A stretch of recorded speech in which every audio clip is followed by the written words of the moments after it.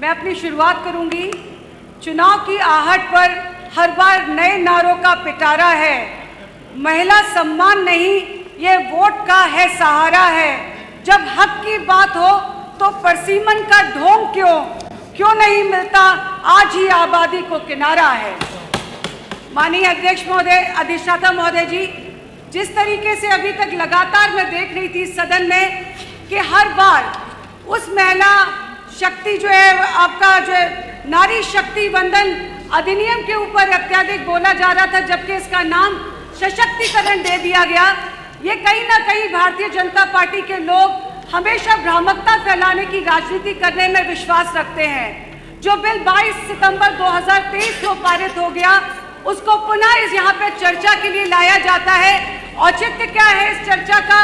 उस बिल को, जो बिल पास हो चुका है, ऐसा प्रतीत होता है कि कहीं ना कहीं सत्ता में बैठे लोगों को, माननीय अपने देश के प्रधानमंत्री को ही कटघरे में लाके खड़ा कर दिया गया हो। उनको जिन्होंने वाई लूटी थी ये कहते हुए कि ये नारी शक्ति वंदन अधिनियम जो है ये बिल पारित हो चुका है।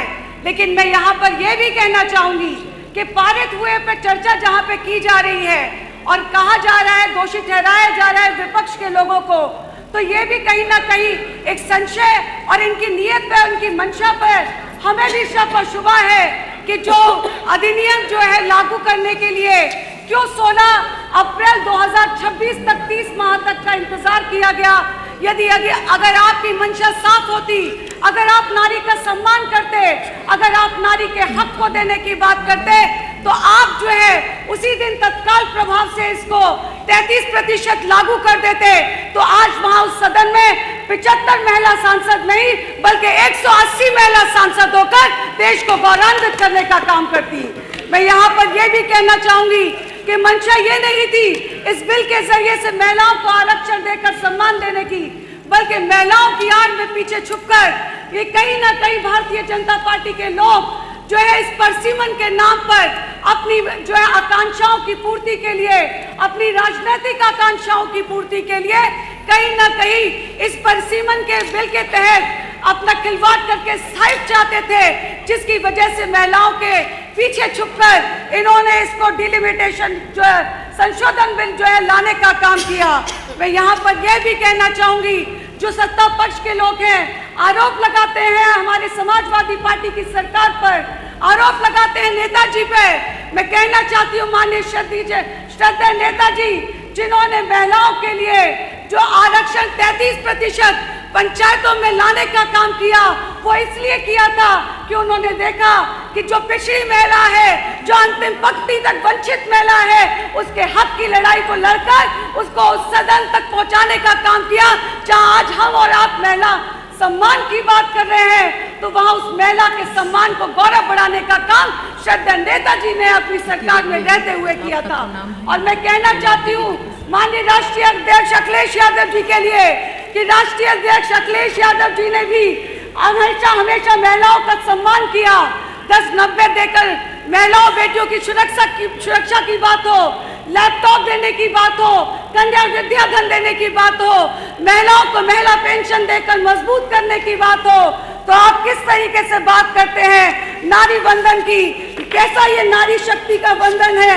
ये कैसा अधिनियम है जहाँ पे आज हमारी माएं और बहनें सुरक्षित नहीं है, जहाँ शिक्षा के लिए आज भी उन्हें लड़ना पड़ता है, जहाँ उन्हें समान वेतन के लिए, जहाँ उन्हें समान राजनीतिक भागीदारी के लिए भी आज आपके सामने जूझना पड़ता है। आज बढ़ती हुई महंगाई में भी उन नारियों को सिलेंडर और महंगाई की मार को झेलना पड़ता है। हम नारियां प्रतीक्षा नहीं है, हम अपना प्रतिनिधित्व चाहते हैं। हमें घोषणाएं नहीं चाहिए, हमें हमारा अधिकार चाहिए। नारी को सम्मान का झुंझुना नहीं, नारी को समान भागीदारी चाहिए। मैं कहना चाहती हूँ आज सत्ता में बैठे हुए लोग जो उधर हमारी सदस्य बैठी हुई हैं, 29 की संख्या है, अगर यदि आप सच्ची में उनको वो सम्मान देना चाहते थे तो 33% के हिसाब से आज वहाँ केवल 5 जो है मंत्री नहीं बैठी होती, बल्कि 15 मंत्रियों को मंत्रिमंडल में महिलाओं को जगह देने का काम आपको करना चाहिए था। मैं आपसे कहना चाहती हूँ ये किस तरीके का नारी वंदन, जहाँ SC और OBC की महिलाओं के ऊपर अगर देखा जाए तो आज उत्पीड़न के मामलों में 2014 से 22 तक उत्तर प्रदेश पहले पायदान पर बैठा है। क्राइम में देखा जाए तो पहले पायदान पर उत्तर प्रदेश है, जहां 7.4 कैपिटल के हिसाब से क्राइम का रेट बढ़ता चला जा रहा है।